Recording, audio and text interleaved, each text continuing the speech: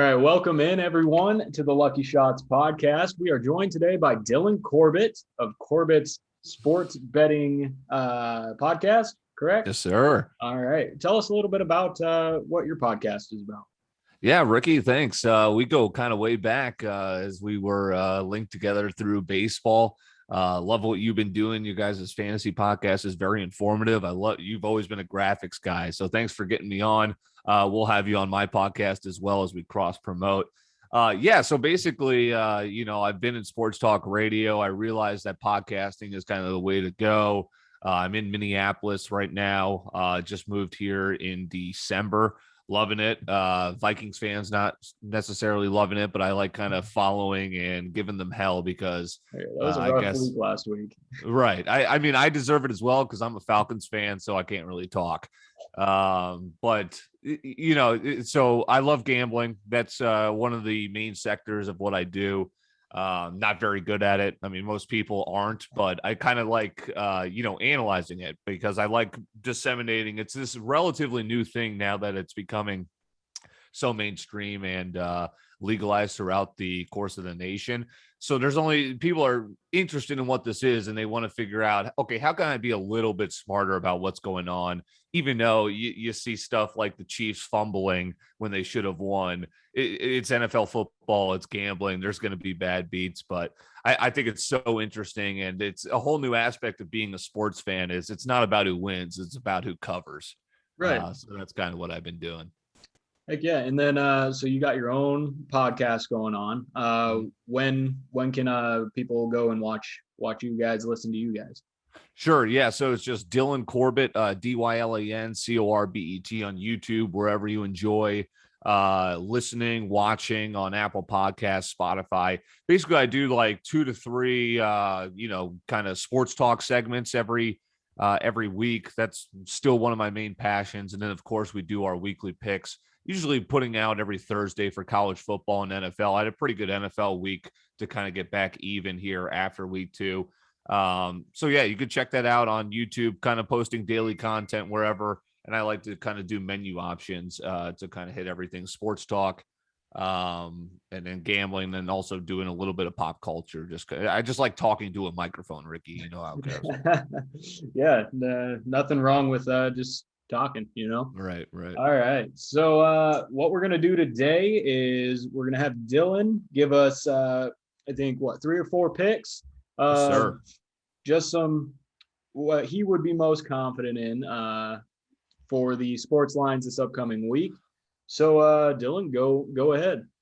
Yeah, let's go ahead and make these official picks. I was checking out the lines, and I always kind of follow one in the NFL. When something happens one week, expect something almost completely opposite to happen the next. Right. You're seeing a lot of teams kind of go 1-1 against the number. Look what happened to Tennessee. They looked so asinine in week 1, and then they take out a pretty good playoff team in the Seahawks in overtime.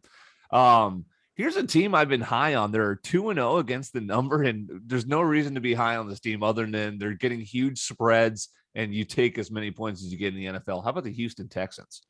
Another cover against Cleveland. They shock Jacksonville. Jacksonville doesn't look too great after they lost to them in week 1 and then what they did against the Broncos in week 2. Right. Texans getting the hook here, plus 7.5 at home. Don't know if we're going to get Tyrod Taylor or Davis Mills. I still think it's a classic letdown spot for Carolina. Coming off a Jets win, you should have won that. You cover, and then decimating the Saints. So coming off a short week, I think it's way too many points. Texans are a cover machine so far. Let's take 7.5 to start. You want me to just rattle through them, Rick? Yeah, go ahead, and then we'll kind of just backtrack and talk through some of them. Love it. So Detroit Lions, this was the team that should have covered last night. I'm watching till the end, even though it's not a game. This is the beauty of gambling. An 18-point game, you're still watching to the end because there's a dropped pass in the end zone on 4th down that would have given Jared Goff and the Lions to cover. Still too many points here. I like the Lions plus 8.5. A lot of line movement here. They just lost in Lambeau, and they probably should have had the cover. So I'm still not afraid of betting crap teams against Baltimore. And here's the spot I love. Baltimore should have lost against the Chiefs, right? And now everyone's like, oh, the Ravens are the best team in the AFC. -9. This is all the way up to. So I like the Lions. I grabbed it at 8.5. Another home dog there with too many points. And flip it the other way. Great opportunity for the Chiefs here. -6.5 coming home. What was going on with Travis Kelce? Not even knowing who he was playing this week. Still had a good performance. But they laid an egg, and then Clyde Edwards-Helaire, the sophomore running back, eventually putting it on the turf. That was a heartbreaking loss. I'm sure everyone felt that, as most people were on the Chiefs. So coming off this shocking loss, a game they should have won to the Ravens, I like the Chiefs coming back, only -6.5. And sorry, I'm looking for this game right now as I don't have my glasses on. Where is this going? Did you have any questions for me while I kind of break between these picks? So officially right now, I got the Chiefs -6.5, Lions +8.5, and then the Houston Texans this Thursday +7.5. Yeah, I mean, how confident are we in the Ravens as a football team? Didn't look great against the Raiders, but I mean, the Raiders are also kind of shocking. So, and then they, beat the Chiefs last week. They shouldn't have, but a Lions team that their backfield looks real good. So backfield, the offense looks good. Man, Campbell looks like he's gonna, he's at least trying every single game. I mean, it's a bit improved over Matt Patricia. I like what you brought up with the Raiders. That's been my surprise team of the week. Of the young season, because you go from, look at what that win over the Ravens, as you said, looks like now in hindsight. And then you beat a good Steelers team. I certainly, again, they like to fizzle out over the course of a season. So we'll maybe pump the brakes a little bit, but I'm certainly intrigued. 2-0 for John Gruden. I'm interested to see what's going on. I found that Chiefs line -6.5 against the Chargers. Chargers coming off a wacky loss to the Cowboys. And if Chiefs in a bounce back just need a touchdown, I love that. As far as the Ravens, they're there. I mean, they're obviously a perennial playoff contender. I still think the Chiefs are better than them. Lamar Jackson still threw a couple of bad interceptions, coughed up the football against a lackluster Chiefs defense. So I still have that ball control worry with Jackson, even though he's a former MVP, still obviously has the MVP caliber as he showed. But I still think there's a lot of question marks with the Ravens. They don't have a running back, right? They're so injured. That offensive line is banged up. Enjoy the win over the Chiefs. I don't know if that puts you over the top of them. Yeah. Where were we? And then going back to the Chargers, I'm an owner fantasy wise of Justin Herbert in 2 leagues. Yeah. And the Chargers just don't seem like they can score. He's had 300 passing yards the last 2 weeks and 1 touchdown in each of those games with multiple interceptions. And what did you say the spread was on that? Yeah, so it's 6.5. I mean, given a lot of credit for the Chargers on the road in Kansas City. Again, I think it's the public kind of overreacting to Chargers that played a couple of close games and the Chiefs just come off this loss. But I would argue, I think the Chiefs are a better team. Certainly, like if this was 7.5, I'd be a little bit worried. But if you're getting 6.5, the touchdown's interesting. Great point about the Chargers, because this is an offense that scored at will last year. They've got the weapons to do so again this year. They didn't do more against the Cowboys. The Cowboys don't have a great defense. Exactly. Washington does have a great defense, but look what they just allowed to Daniel Jones. So why couldn't Justin Herbert do that? So you do bring up some good points. And that's why I'm wondering, maybe the Chiefs, again, the Chiefs had the game won. They had the game won. They were just going to wind down the clock and kick the field goal. They wouldn't have covered, but I think the Chiefs are still running away the best team in the AFC, and I think they'll show that this Sunday against Herbert. Yeah, but sure. I mean, still a great fantasy option, as you mentioned, because he's going to get his stats. Yeah. I mean, if the Chargers can put the touchdowns to the numbers, I think they're going to look a lot better. Sure. And if it is next week, it could make that Chiefs game very, very interesting. I've got my last pick if I want to fit it in here. Let's look at the Cleveland Browns -7.5. So this is my one favorite. I'd never liked the hook too much, but the Bears coming off a win in which they did not look great. Now they head on the road to a very improved Cleveland team, -7.5. Is it going to be Fields? Is it going to be Dalton? Either way, they're going to go against a pretty menacing defense. And Fields looked like a rookie. I think this is where the Browns, who just beat the Texans by 10, but of course that was way too many points for the Texans, so they didn't get the cover. So they're giving the Bears a lot of credit here once again for beating the Bengals. Bengals are improved, but I think this is another letdown spot where the Bears get their home opening win, and now they're going to face a real team, a real defense, and I think Fields might get swallowed by Myles Garrett. So does the starting quarterback for the Bears influence your decision at all? You know what? That's a great question. It does not. I think either you plug or play in there, and I think it's going to be. Now, if it's Fields, here's what's interesting, and I mentioned this kind of last night, was Fields got thrown into the home opener by an injury. You know, you've got nerves, you got maybe not the necessary preparation as you would for, hey, you're the starter coming in. And that's why you looked, I mean, the game was won and he almost made the Bengals back in it by a costly interception. So if they do name Fields the starter, which again, Matt Nagy, just classic. He's already come out and said, nope, we're still sticking with Andy Dalton. Okay, great. That would be interesting, but I don't think it would sway. I would think about it more, but I think I'm still rolling with the Browns at home.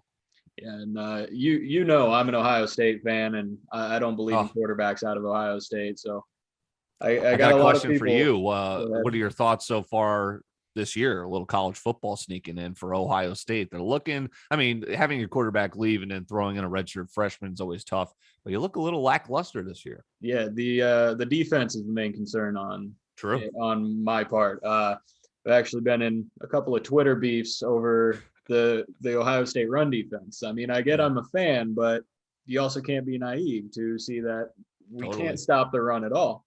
And I texted my cousin a couple of weeks ago when we were playing Oregon, because he's an Oregon fan. I said, you guys are going to win this game if you just run the ball well. Sure enough, they ran the ball well, and it just didn't work out for us. I mean, maybe it's something that comes along, but that was shocking, but what's great is that's the beauty of college football and the beauty of being a powerhouse is you could still win out, figure it out, and be in the playoff.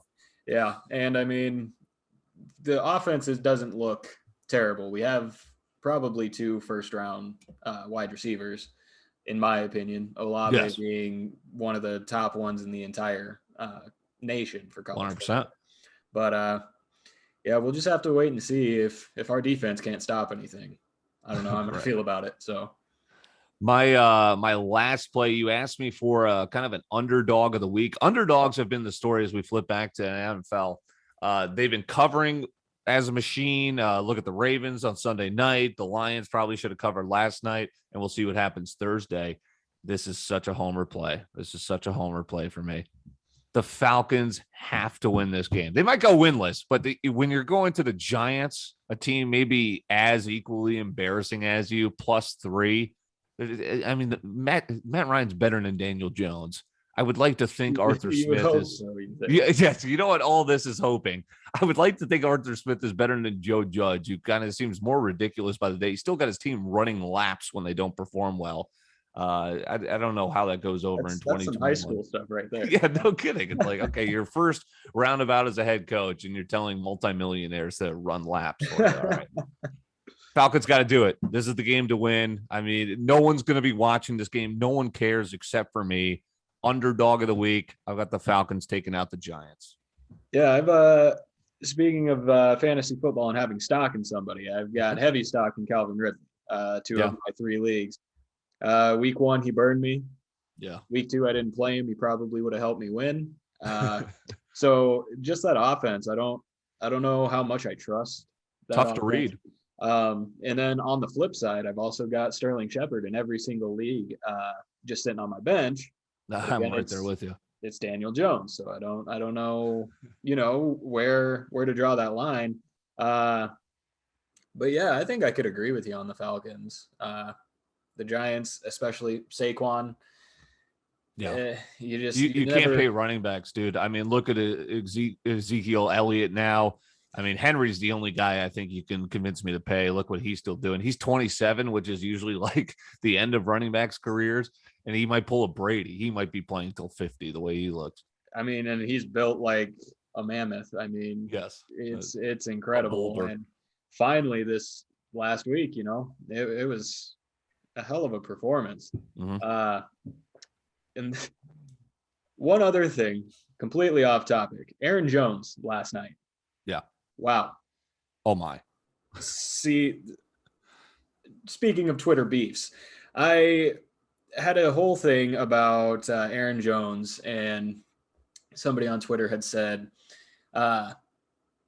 why does everybody undervalue Aaron Jones? Yep. I'm like, well, the past couple of years, he's been one of the most underutilized tools in the NFL, in my opinion. And they said, 2019, 2020, he wasn't underutilized. He had almost even snap share with Jamal Williams. Mm-hmm. Jamal Williams is now gone, so that's great. But I was like, if you have that even of a snap share between two guys that are not on the same level, right, and you have both of them in at points and you draw plays up for the other running back, that's just ridiculous to me. And they go, well, it's not Madden. You can't keep him in all the time. Well, Exhibit A last night, when they utilize him as they should, he's an absolute animal. I really like, I want to see more of Aaron Jones being utilized like that throughout the year.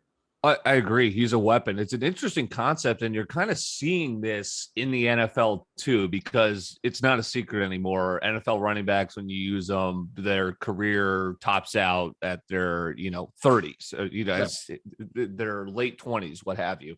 What the Browns are doing is kind of, and it is frustrating to the fantasy owners, they're limiting Nick Chubb.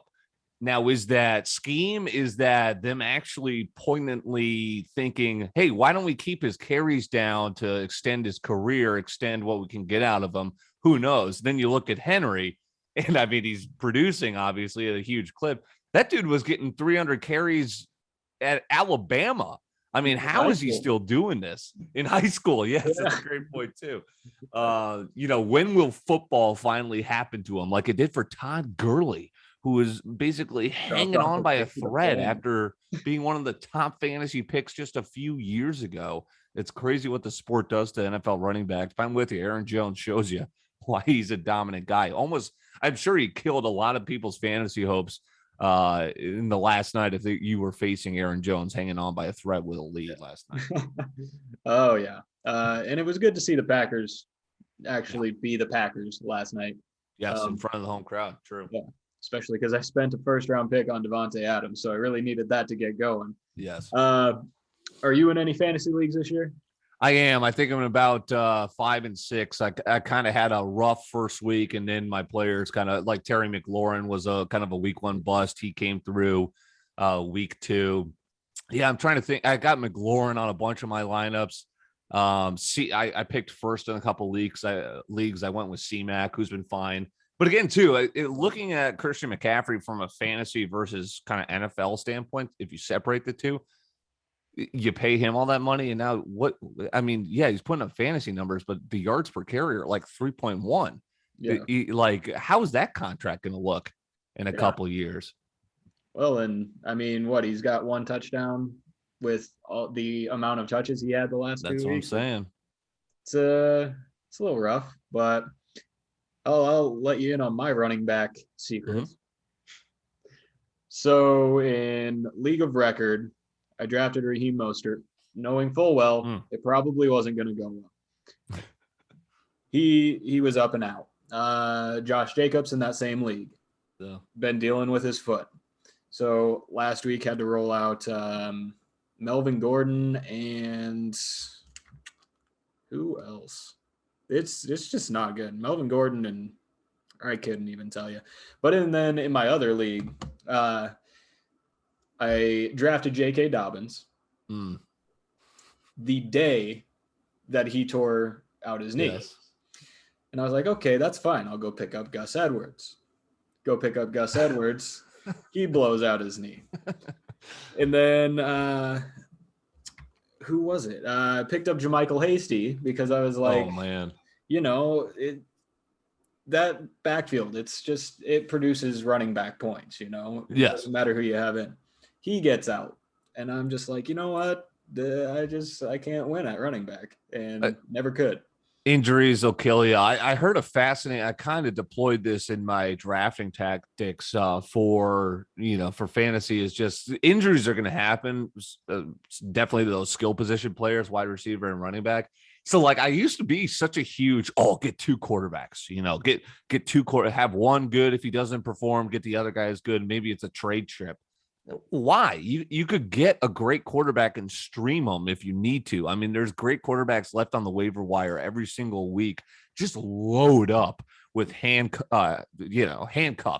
running backs that could see the field, wide receivers, because you're going to have injuries and you're going to plug and play, and you might get that guy who does end up taking over for Mostert, who does end up taking for a future running back to be named later that will eventually get injured. I mean, that's like one of the better theories I've heard in fantasy football drafting, and I'm curious to see how it'll end up this year. Oh yeah. My philosophy this year, which is why I was thin at running back anyway, was I drafted almost every receiver I could. I think in 2 of my 3 drafts, my first 4 rounds were wide receivers. But that's a good play as well. I mean, that's where the points are. Yeah, but yeah. So good to talk to you again. Yes. Hopefully do this once a week, once every 2 weeks, something like that. Again, you can catch Dylan's show. You said about 3 times a week. Yeah, no, looking forward to it, Ricky. Thanks for having me on. It's just Dylan Corbett. We follow each other on Twitter. I encourage you to do that. And yeah, we're going to kind of cross promote our stuff. I'll hope to provide a little bit of gambling kind of insight. I'm going to have Ricky on my show and maybe some of the guys to talk fantasy football, because you guys do a great job in that department as well. NFL football, everyone's interested. A lot of content to go around. We hope you check us out. All righty. Well, we appreciate you coming on, and hopefully we'll see you again soon. Thanks for joining.